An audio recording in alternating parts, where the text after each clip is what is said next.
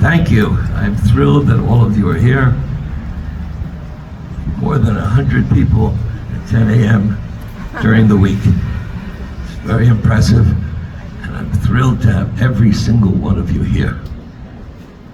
I have two administrative things to get out of the way before I speak about my mother. One is that you were promised a tour of the museum. Well, the elevator didn't agree with that. And so rather than have you take the stairs, we have the most beautiful hardcover coffee table book as a gift for each and every one of you to take home to remember the great occasion.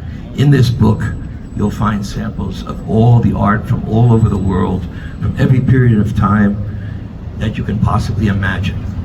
And it'll be a perfect, wonderful way to remember her and keep around daily.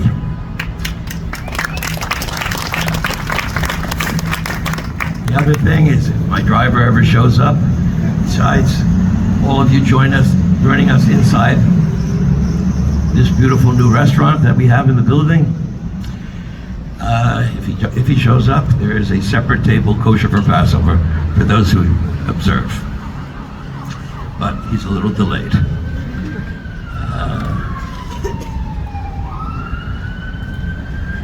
So, you're getting a book, you're getting kosher for Passover food if it arrives, and no elevator.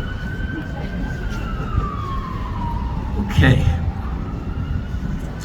My mother, Naomi Wilzig, came from an Orthodox Jewish family in New Jersey. Growing up, she never had a discussion about sex with either parent ever. And by 18, she was married. So you might ask, how did this Jewish grandmother and antique collector become the only woman in American history to create a world-famous erotic art museum? Let me tell you a quick story of how I unintentionally introduced my mother to the wonderful world of erotic art. I had assumed that in 1983, that my mother, near the age of 50, having lived through the sexual revolution of the 60s and the invention of the computer and the internet, had to have known what sexual art, otherwise known as erotic art, was. To my surprise, I was wrong. As we were both mature adults, one day, while she was on the way to the biggest antique show in New York City, I asked her to do me a favor and buy me an erotic art piece for my new apartment in Manhattan. Apparently, she had no idea what I was talking about or what I wanted, and went home empty-handed. Many months later, she was a slow learner, she finally figured it out, fell in love with it, and almost instantly became obsessed with it.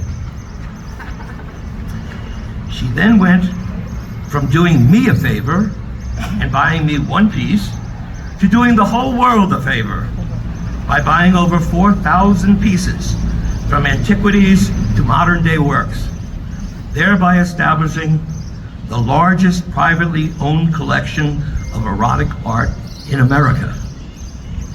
Not content with just owning the art, her mission in life became to teach the whole world about its meaning, its significance, its history, and its beauty. Hence, the opening of her World Erotic Art Museum in South Beach 20 years ago.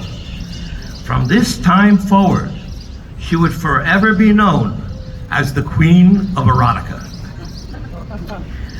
Her museum became a major South Beach tourist attraction, and the tool she used to open the eyes, hearts, and minds of thousands of visitors from around the world to the extraordinary ways human beings express love and celebrate universally the passion and pleasure of making love. She became a world-renowned expert in erotic art and lectured about the topic at colleges and universities. Her museum was recognized by Art Basel and became an important part of their annual art celebration in Miami. The museum also shared prestigious relationships and joint venture art and educational projects with Humboldt University in Berlin, the Kinsey Institute at the University of Indiana, and FIU right here in Miami. Although erotic art was her passion, she continued to believe in God and Jewish traditions. She was devoted to her local Chabad synagogue and to Holocaust education, having had a husband who was an Auschwitz survivor. She was, hands down, the most unique person to ever live in Miami Beach. On one day, donating a Torah to her synagogue, and on the very next day, leading a private tour of her erotic art museum. She saw no conflict between her art, her faith, or her philanthropy. She lent a hand to anyone who needed help, her time to anyone who needed a friend, and her museum to aspiring artists of all faiths, races, and sexual identities. A labor of love, unless sick, she never missed a day of work at the museum until she passed away in her sleep at the age of 80. She is not just a candidate for becoming one of the greatest women in Jewish history, but also for becoming one of the greatest women in all of history, period. And for this reason, I believe a street naming is just a start. I propose to the mayor and commissioners that they approve the creation and erection, no pun intended,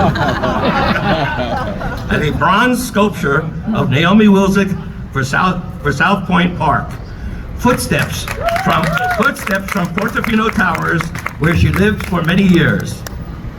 My family will pay for all of it at no cost to taxpayers. Shall we take a vote now? Yes! All in favor say aye. Aye! Passed unanimously. Come join us inside. Thank you.